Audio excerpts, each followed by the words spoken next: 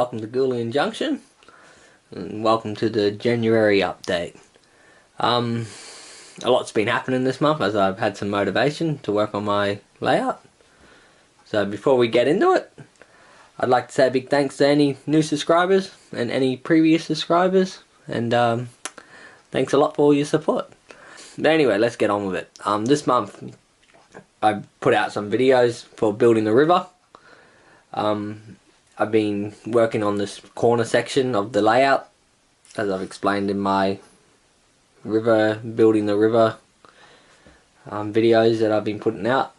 I've got a couple of parts out so far. Yeah, as you can see, it's really progressed along.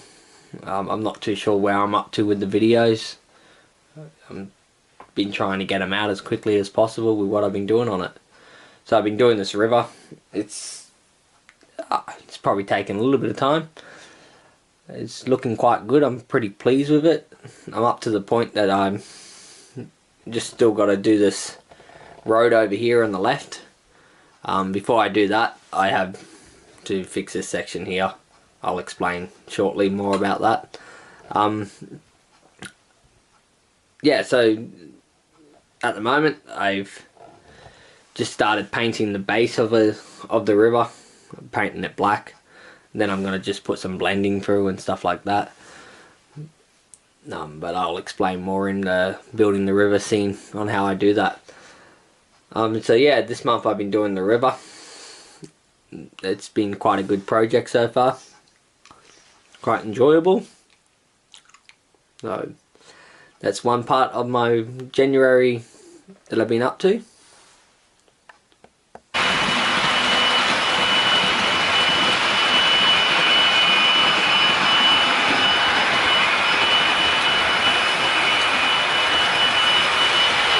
So as I mentioned a second ago, this section here I've pulled out at the moment. I'm going to extend the piece of wood that was there. I've been planning to do this for a while. I just hadn't gotten around to it as I was building the river. I'm going to put a couple of points there so that I can join the points up to the two inner tracks that used to be where the helix was. And that went down to the helix. I'm going to join them 2 points. We'll join up to them 2 tracks so that it makes a passing loop inside the station.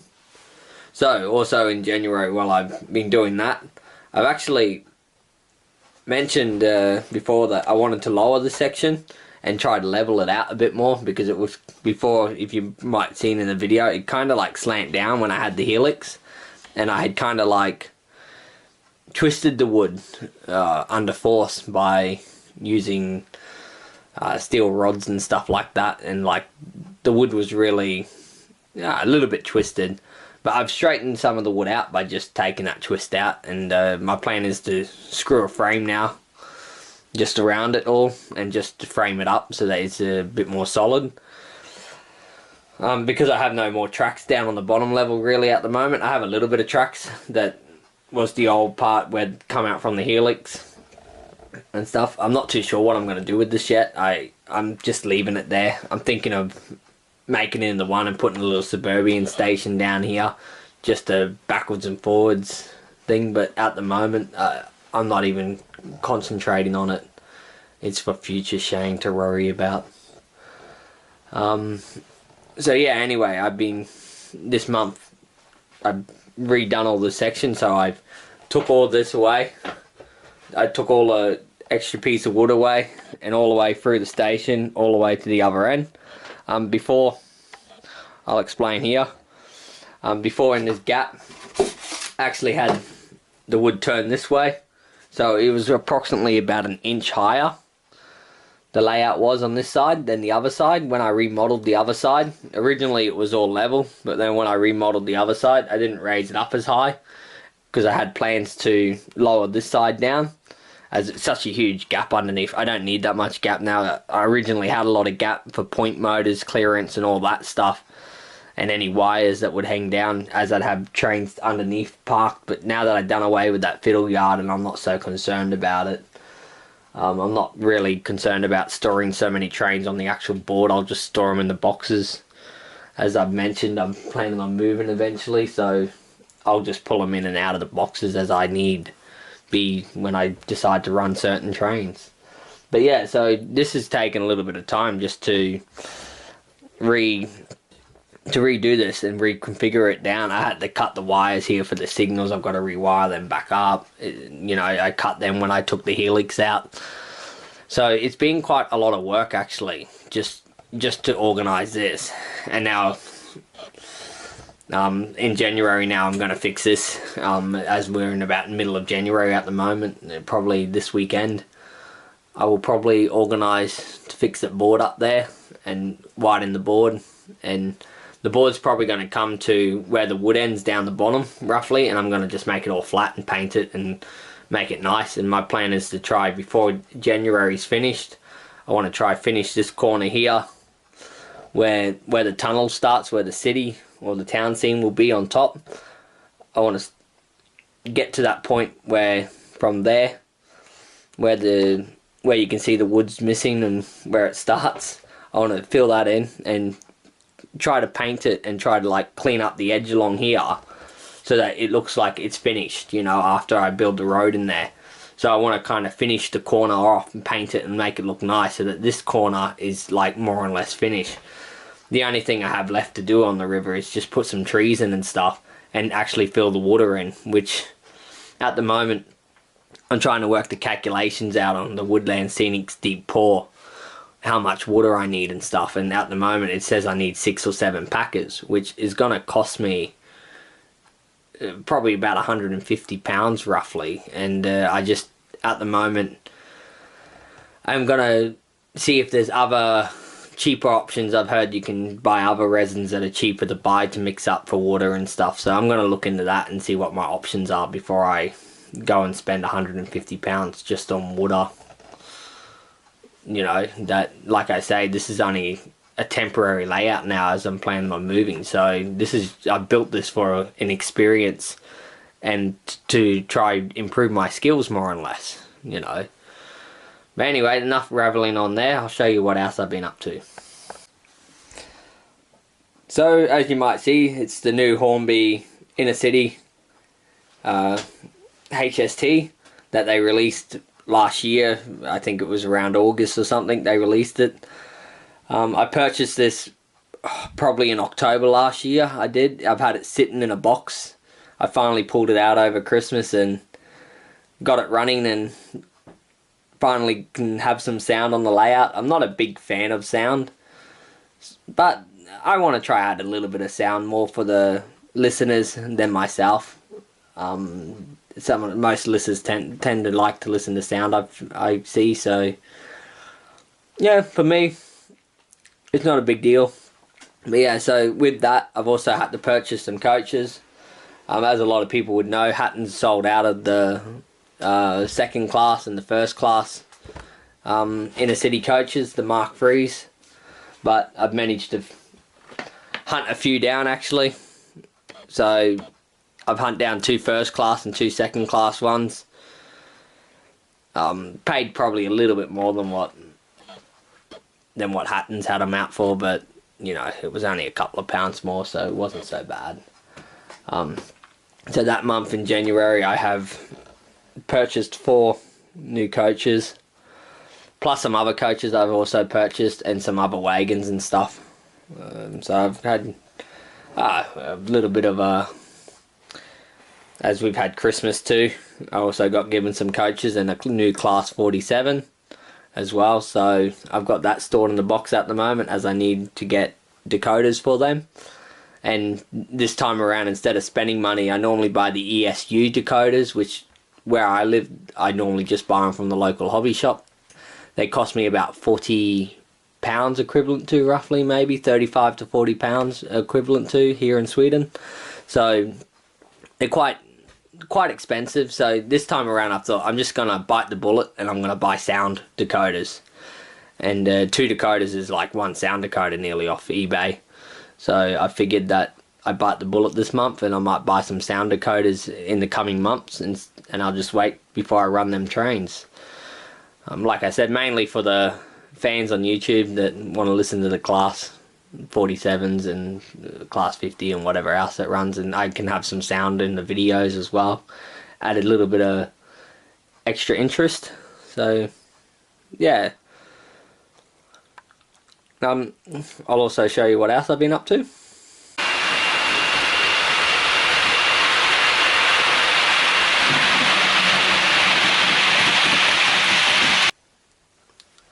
So besides the river scene that I've spent much of January and half of December on doing, I've also been doing a new junction crossover type area here, so that the two inner tracks from the station now actually join up with the main line. As I mentioned probably earlier in the video, I think in the last update, that I was thinking of turning the one part of the excuse me, I was planning on turning one part of the station into a terminus like end, but now that I thought about it, I just made another passing loop for the station. So in the end, the station still got 6 passing, or not passing, but 6 through lines that still go through the station. You have the 2 on the outer ones, which are the outer 2, and then there's in this junction here behind the signal gantry, they're the 2 middle lines, and then these 2 towards us are the 2 closest lines. Most of the time I'll probably just use the outer lines anyway, but it's more like the reason I didn't make the terminus station in the end was that I thought I could store another 2 trains on the layout actually. So I thought, why not? Just I can park them in the station, so therefore I can have 6 trains parked in there and 4 stationary and 2 running. So yeah, why not? You know, so this junction here has been a part of my January workload, should I say. And then of course Shane has bright ideas as he's making his Gouldian Junction, and you know, he's always doing something, and then he goes, oh well, wait a second, why don't I do that too, he says. So while I've been at it, I've actually thought about, while I move around to this section back to where the HST is parked, I have this part of the baseboard here which I originally cut the top layer off, and I wasn't too sure what to do with it. I was originally thinking of making some hill down to the side of the baseboard here and just having green scenery along the whole lot.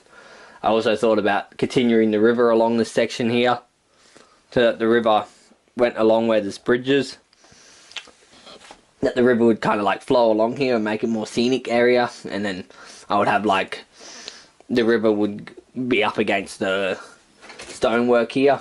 Thought about that, and then I thought a little bit more, and I thought a little bit more what to do, and then I even thought about putting the car system I've mentioned, and having the cars running backwards and forwards here. Since I own a Fuller's car system, I own one, and I have it laying in a box there, and I thought I could have utilized that and put a couple of, maybe buy another car or 2 and have them running backwards and forwards on this small section. But then I thought to myself, actually what I was thinking of doing was actually making 3 lines here that didn't go all the way down, but probably more towards where the soldering iron is sitting there, and then at the end it can be a hill that joins in with the river scene, and that this section here that comes along, I can come it to here. I was thinking of putting a point here so that it splits into 2. One point will line up to here, and the other one would come around and line up to here. And this would give me the option of parking carriages, I thought, here. So while the trains aren't running, I can disconnect the carriages, or even use it like a small fiddle yard for storing 3 trains. I could squeeze 4 lines in there to store 4 trains, but I may even put 2 in there. I'm not too sure how many I'm actually going to put there yet, as I haven't actually decided that part yet, because I'm not working there yet. So I've still got to do rebuild the wood and stuff. I'm not too sure if I'm actually going to buy a new piece of wood and just extend it to the end, make it clean. But well, I've been actually thinking about it, and the problem is I haven't actually done any wiring yet. And now when I've thought about the wiring, instead of drilling holes and running it all the way down, what I've been thinking of doing is, it could be more easier if I explain it a bit more in full, is that I keep this wood here that's 45 mil by 45 mil it is. I keep that there. I build a frame out of that because I've got it along the back. I just got to fill in this last little gap here to actually stable it up. And then what I was thinking was that turning this wood around that the actual brickwork is on, it's all this wood, and cutting it up into sections. I'm not so concerned about the brickwork no more, and actually turning the wood this way, right, and having them run that way, right, to the wall, so that they would actually go like kind of like that to here, and then I could just put like a cloth or something along the front, so that when I need to do wiring, I can actually put my hands underneath there and actually like do any new wiring or anything like that, like any point motors that might fail or anything like that. I can easily access it, and I'm actually thinking of doing that underneath the station now too. So if I swing around and show you like underneath the station here, like where this gap is, I haven't built a frame around this yet. This wood's just sitting there holding it. So what I've thought is now is to build that frame around it all. I had a piece of wood here, but this wood that I've actually screwed in here, which was actually turned around the other way, is 70 by 45. So I'm planning on keeping it that way, but I just buy some 45 by 45 and build the rest around with a bit more frame. It's got wood along the back end of it, but I want to just put some framing wood to go like that way and that way to just try to strengthen this up a little bit more. That's one option, but like I said, underneath here I can do the same thing. So what I can do is run the wood this way. Now that, like I say, I've got no tracks under there, I can run the wood the opposite way to the top one, so the top one will sit on this, and then if I need to do any wiring, I can put my hand under there, pull the wires out and feed them through. And like this time around, I'm just going to make it simple. I'm going to pull all the wiring underneath there to where I'm going to have my control panel in the end to control some of the point work and stuff, and just make it really easy. As I've mentioned, this section where you can see the yellow is actually my door in and out of the room. So this section here where I've been building all this point work, originally I did not want to put much point work on it, and that's why I was going to build a terminus station, was not to actually have the point work and just make this a lift out section so that it was easy to lift in and out, so that I could take this in and out. But then I thought I can still make it a lift out section with the points there. That's why this section here, I could just put another curb point here like this, but then I would be going over this, and I thought if I go over this with a point, it's going to be difficult for me to make it like to connect up. So that's why I thought like this, and I thought like, alright, I'm going to put a double one. This one is actually going to go here so that I can get the carriages from the up or down line, if that's the term you want to put it. And then from here, I'm either going to put a Y point, or I put a freeway point here, you know, and then it goes into 3 lines all the way down to store the carriages, or it will go into 2 lines, depending on how I feel with how much I actually want to run. As you can probably notice, I don't know if the camera actually picks up on it, but behind the actual bridge is all the used track left from the fiddle yards, and this is only a part of the track. I have got 2 full boxes that the Pico Code 100 comes in, stored away now for when I move to my next place and build a new layout. But that's for future change to worry about again too. I might even sell them yet. No, I'm not too sure what I'll do with them, but I'll worry about it later. Anyway, I want to say that's probably about it that I've been doing for January. It's probably, I thought the video might only be 5 or 10 minutes long, but it's probably going to end up being like 15-20 minutes long. So I've rambled on a little bit, rambled on about some crap. But yeah, so as you can see, January's been quite a full month. Lots to do, lots of plans. I was like thinking about running cork under here and trying to put some cork under just to give it that bit more realism. But since originally when I built the station, I didn't put any cork under it, I don't want to unlevel it now. So now I've just decided that no, I'm going to leave it as it is. The new section that I redone along here, I leave it as it is. I'm just going to put the ballast down and cover it and stuff, and then be done with it. But that will be for future.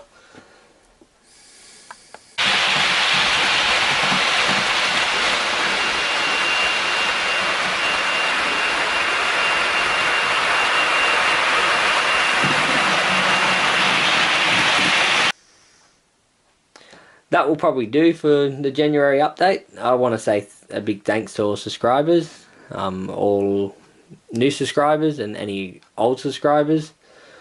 I want to also say, if you want to also check out any other of my videos, please click on the links. If you want to subscribe, there's a subscriber link button there at the end of my video. Please do so. It's very much appreciated. Thanks for now, and goodbye for now.